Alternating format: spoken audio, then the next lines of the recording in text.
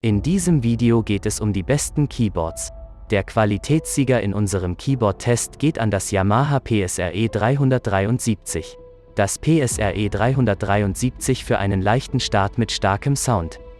Dank der vielfältigen Funktionen und der dynamisch spielbaren Tastatur ist das digitale Keyboard das ideale Instrument für Einsteiger. Mit dem Duo-Modus können zwei Personen zeitgleich auf dem PSRE 373 spielen.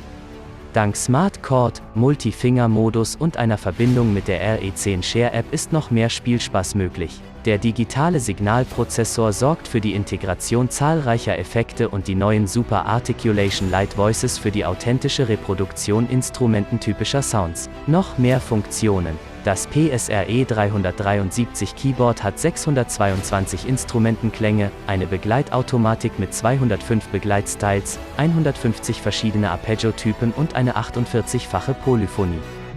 Den besten Preis findest du direkt unten in der Videobeschreibung. Die Alternative ist das Donner 88 Keyboard. Halbgewichtetes 88-Tasten-Design mit vierstufiger Stärkeeinstellung ändert sich mit der Fingerstärke. Reduzieren Sie die Intensität der Taste mit vollem Gewicht, die einen sensibleren Anschlag für verschiedene Spielstile geben kann. Entwickelt für den Einsatz im Freien und auf der Bühne oder für Benutzer mit wenig Platz zu Hause. Sparen Sie so viel Platz wie möglich, während Sie den echten Piano-Touch und das Spielerlebnis wiederherstellen. 8 professionell gestaltete Töne umfassen akustisches Klavier, helles akustisches Klavier, E-Piano, Chorklavier, Cembalo, vibrierende Harfe, Kirchenorgel, Streicherensemble.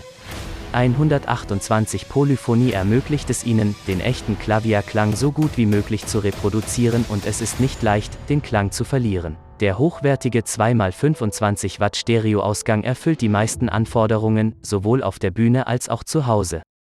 Ausgestattet mit Audio-Interface, anschließbar an Lautsprecher mit höherer Leistung. Im Kopfhörermodus können Sie jederzeit lernen, ohne andere zu stören. Entwickelt für Anfänger, ausgestattet mit eingebautem Metronom. Wird speziell mit einem Metall-Sustain-Pedal geliefert, sodass keine zusätzlichen Essentials gekauft werden müssen.